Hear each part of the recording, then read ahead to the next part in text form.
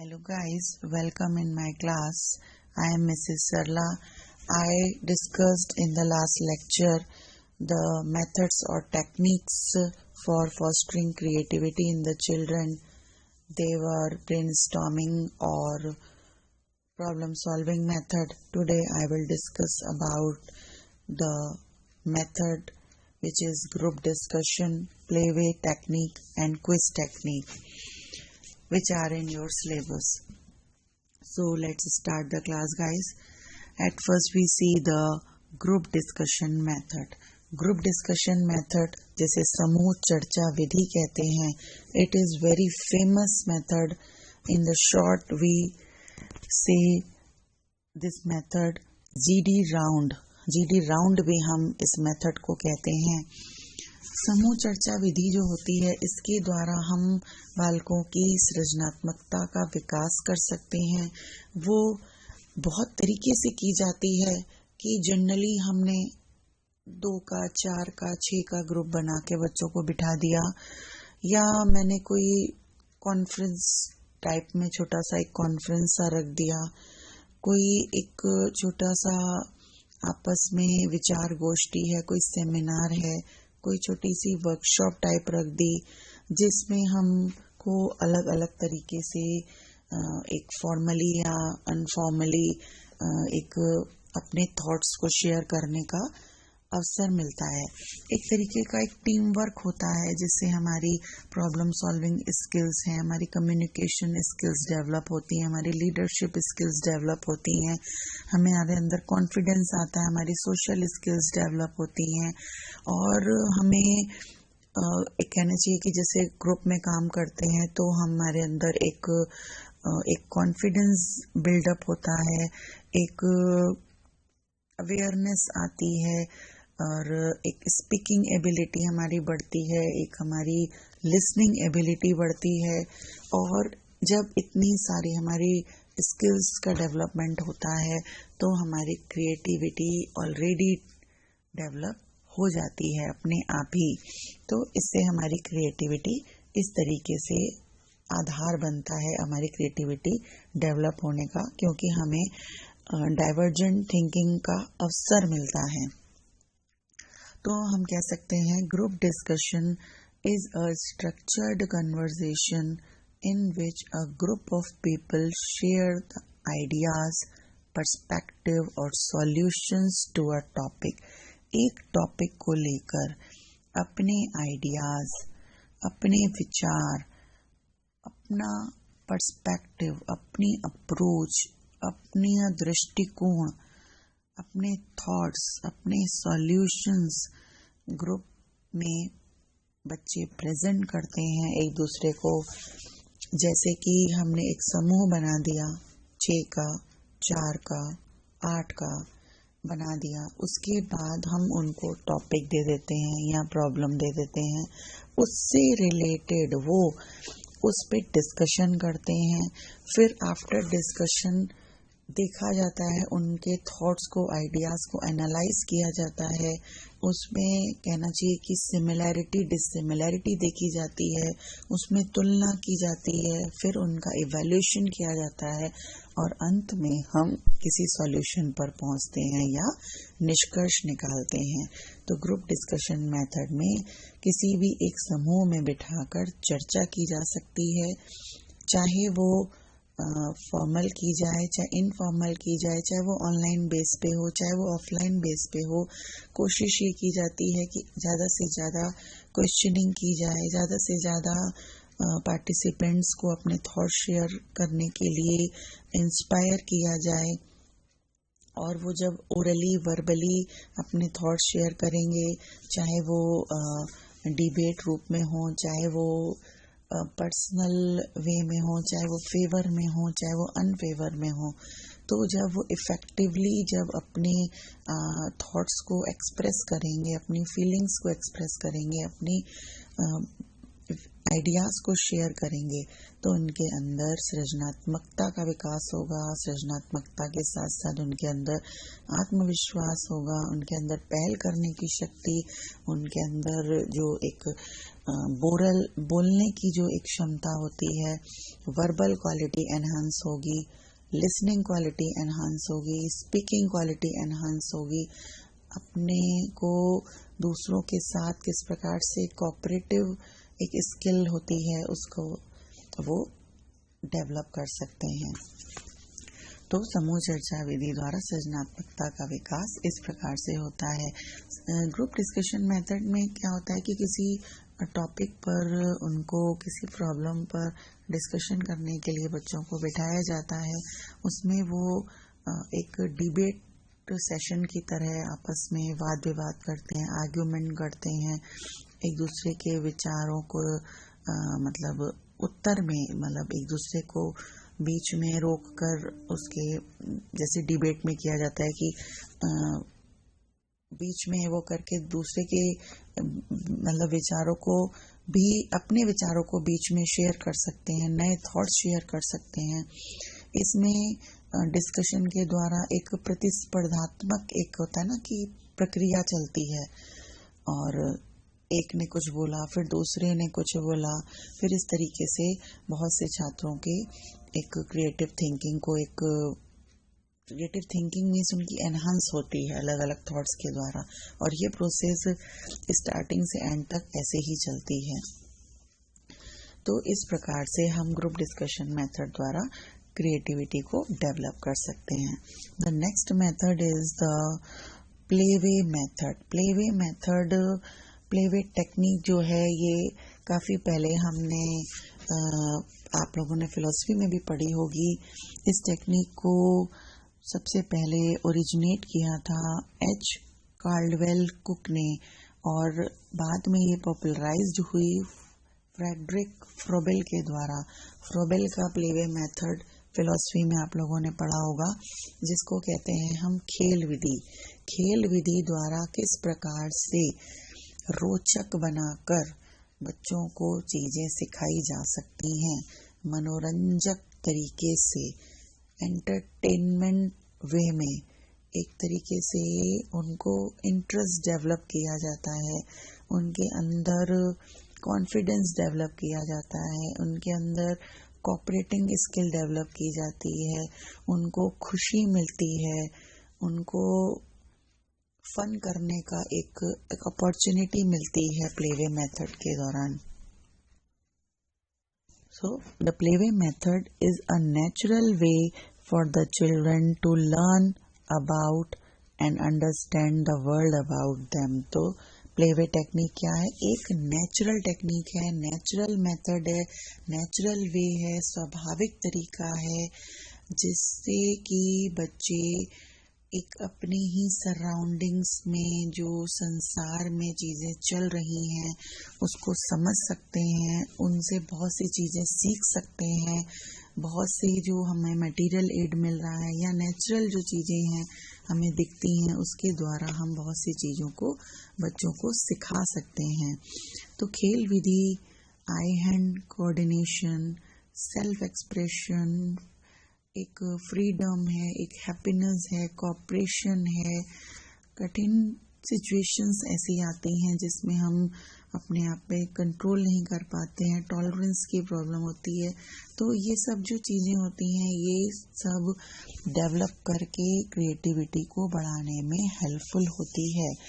हमने kindergarten method, Montessori method, playway technique भी पढ़ी हुई है, जिसमें टूल्स के माध्यम से बहुत से खिलौनों से, बहुत से टूल्स जो उनके बनाए गए हैं उससे बच्चों को सिखाया जाता है, उनकी क्रिएटिविटी को डेवलप किया जाता है। वो अलग अलग तरीके से पजल्स सॉल्व करते हैं, अलग अलग तरीके से चीज़ों को बनाते हैं, जिसमें ब्लॉक बिल्डिंग्स होती हैं या आउटडोर कोई हम गेम्स प्ले लाते हैं, क्रिएटिव प्लेस हम लोग खिलाते हैं, कोई कलर्स दे दिए पेंट करने के लिए, क्ले दे दिया, क्ले से बहुत सी चीज़ें बच्चे बनाते हैं, ड्राइंग टूल्स दे दिए अपने आप को एक्सप्रेस करने के लिए।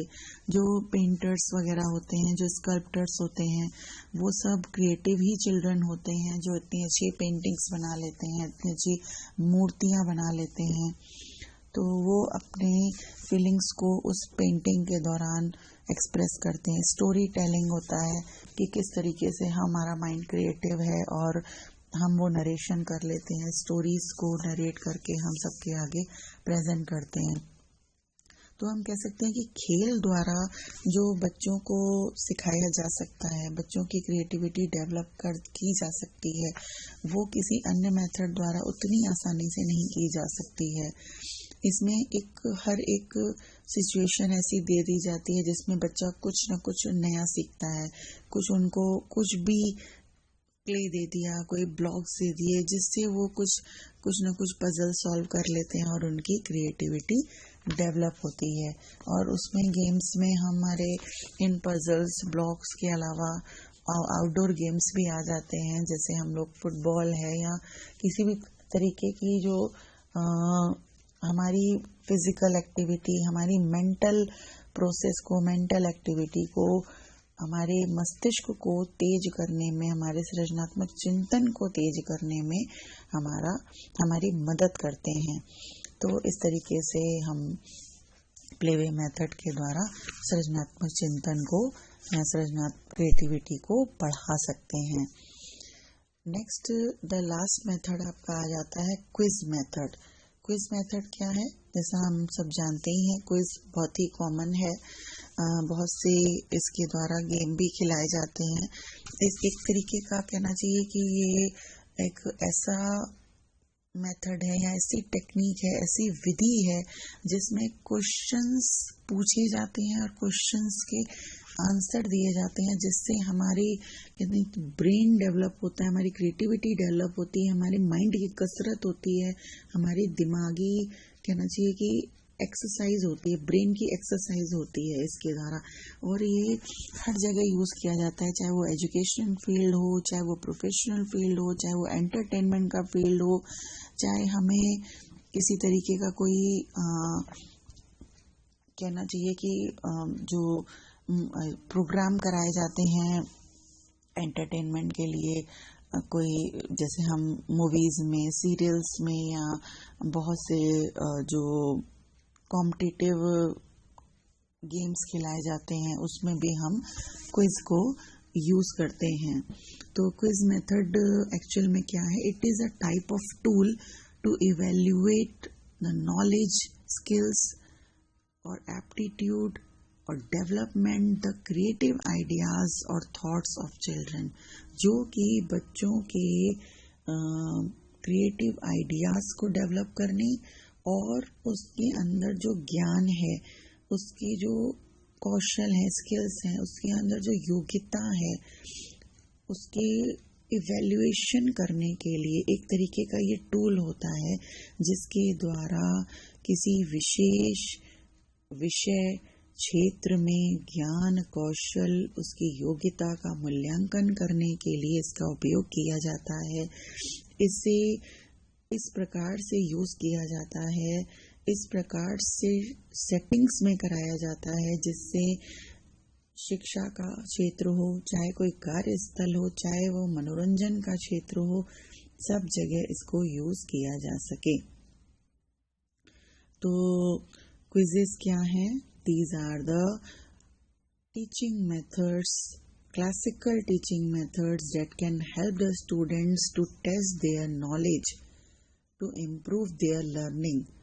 उनकी लर्निंग को इम्प्रूव करने में, उनकी क्रिएटिविटी को बढ़ाने में क्विजेस हेल्प करते हैं। और ये हेल्प कैसे करते हैं, किस तरीके से इसको यूज किया जाता है, ये हम देख लेते हैं। क्विज शब्द का जो यूज है सबसे पहले 1784 में किया गया और उसके बाद से लेकर आज तक क्विज का यूज किया जा रहा है। अभी जब कोरोना पीरियड हुआ था, उसमें जब ऑनलाइन क्लासेस चल रही थी या ऑनलाइन कोई भी वर्कशॉप, सेमिनार्स, कॉन्फ्रेंसेस चल रहे थे, तो उसमें थ्रू द क्विज ही बहुत से जो डेज हैं जो मनाए जाते हैं, चाहे